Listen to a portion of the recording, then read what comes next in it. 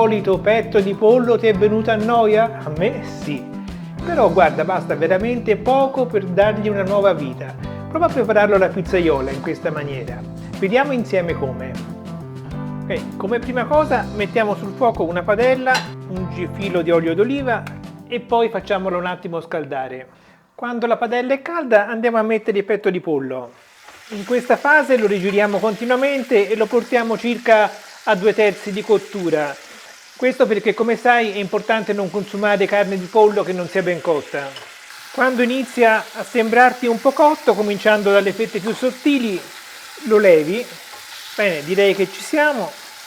Tengo la carne in caldo con un foglio d'alluminio e l'appoggio nel forno spento, naturalmente. Poi scolo dei capperi che ho messo a dissalare e li metto in padella. E aggiungo anche 3 filetti d'acciuga, perché vogliamo che il nostro petto di pollo ricordi un po' la pizza, quella che viene chiamata Napoli, quindi con capperi ed acciughe. Lasciamo cuocere un attimo, lasciamo che i filetti d'acciughe si disfino e poi andiamo ad aggiungere la salsa di pomodoro. Ripuliamo la bottiglia con un goccio di acqua e allunghiamo un po' la salsa. Non mettiamo sale perché i capperi e le acciughe sono già abbastanza salati per conto loro. Nel frattempo prendo una mozzarella a fior di latte e la taglio a fettine che poi metterò sopra la carne. È importante usare una mozzarella a fior di latte, non di bufala, perché la mozzarella di bufala è troppo umida e quindi allagherebbe la nostra pizzaiola. Ok, ho recuperato dal forno il nostro petto di pollo e andiamo a rimetterlo così nel pomodoro.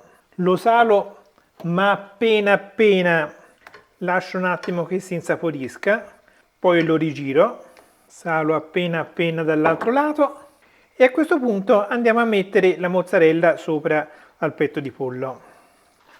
Adesso coperchio, fuoco medio-basso e aspettiamo che la mozzarella si sciolga. E mentre aspettiamo, se non l'hai già fatto, ti prego di lasciare un mi piace a questo video. Grazie. Sono passati pochi minuti ed è già pronto. Guarda qua che spettacolo. Come tocco finale mettiamo un po' di origano e il nostro pollo alla pizzaiola è pronto. Guarda qua che meraviglia.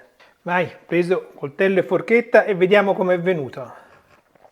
È buono ed è morbidissimo, provalo perché è veramente una cosa spettacolare, non il solito petto di pollo. E se cerchi un'altra ricetta veloce da fare per cena, potresti usare dei filetti di merluzzo surgelati e farli col pomodoro. Qui trovi la ricetta. Noi ci vediamo al prossimo video. Ciao!